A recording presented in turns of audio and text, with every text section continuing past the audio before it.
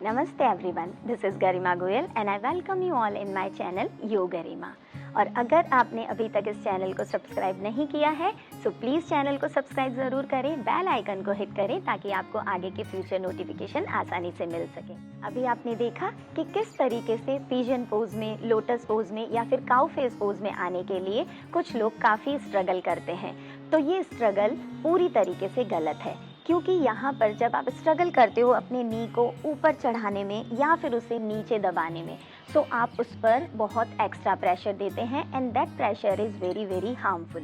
चलिए देखते हैं और समझते हैं कि हम क्या गलती कर रहे हैं और क्यों हमें इन पोजेज़ में इतना स्ट्रगल करना होता है और इन स्ट्रगल की क्या हार्म्स हो सकते हैं।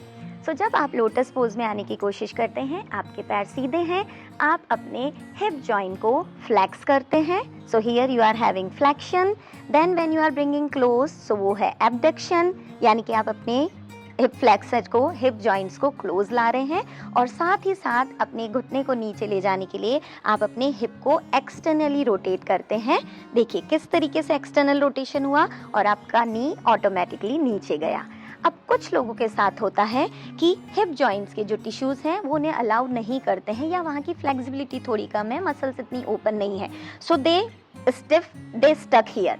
जब आप यहाँ अटक जाते हो तो पोज में आप जाने में पूरी कोशिश करते हैं and you start giving pressure to your knee joints. ये जो रोटेशन आपका हिप से होना था वो आपने कहाँ शिफ्ट कर दिया, ज़बरदस्ती से अपने नी जॉइंट्स पर। और जब नी जॉइंट्स पे हुआ तो वो जाता है सीधा आपको एक इंजरी की ओर लेके, that is known as commonly torn meniscus, यानी कि आपकी जो मेनिस्कस है उसमें टीयरिंग हो गई है। अब मेनिस्कस क्या होता है पहले वो देख लें।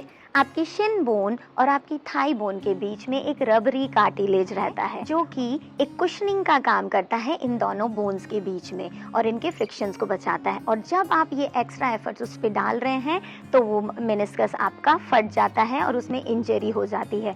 एंड जब आप टॉर्न मेनिस्कस को फेस करते हैं तो आपके नी में स्वेलिंग आ सकती है, नी जॉइंट्स में पेन स्टार्ट हो सकते हैं, आपको वॉकिंग में दिक्कत होने लगती है, साथ ही साथ आपका रेंज ऑफ मोशन भी घट सकता है। सो अब इस स्ट्रगल को ना करें।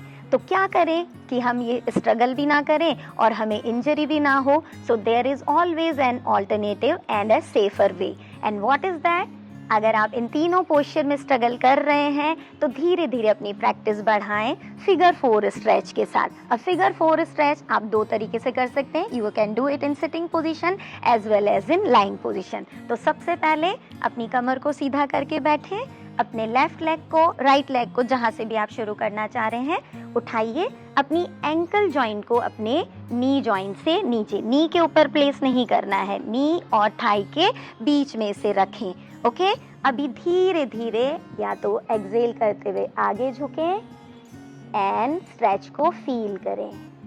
होल्ड कर सकते हैं 10 सेकेंड एक बार में, धीरे से रिलैक्स करें। इसी प्रक्रिया को, इसी प्रोसेस को आप लेट कर भी कर सकते हैं। कैसे देखेंगे?